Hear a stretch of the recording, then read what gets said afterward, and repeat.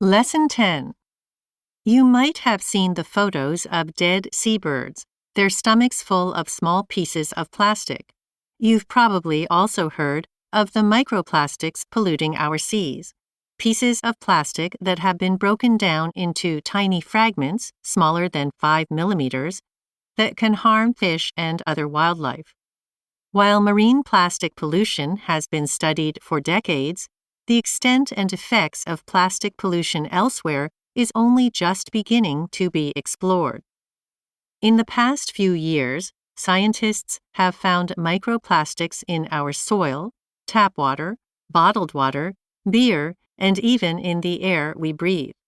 And there's growing concern about the potential health risks they pose to humans. Some studies have suggested there are more microplastics on land than there are in our oceans. Globally, more than 330 million tons of plastic is produced each year, leaving potential sources of microplastic pollution all around us. Fertilizers are thought to be one of the leading contributors. Sewage sludge is used in many countries to fertilize agricultural fields. But the sludge can contain microplastics in the form of clothing fibers that get into sewage systems when clothes made of chemical material are washed with a washing machine. Exactly what happens to these plastics once they're in the environment is largely unknown.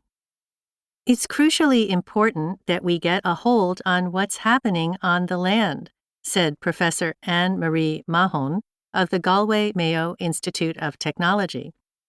She studies microplastic pollution and has found it in Irish tap water. Other research recently found microplastics in bottled water around the world. Though there's little known about the effect of microplastics on plants or on the wider food chain, studies have shown that earthworms living in soil containing microplastics have slower growth and higher death rate. As well as polluting the land, microplastics have been detected in the air. Professor Frank Kelly, director of the Environmental Research Group at the University of London, is researching the presence of microplastics in London's air. They're definitely present, he said.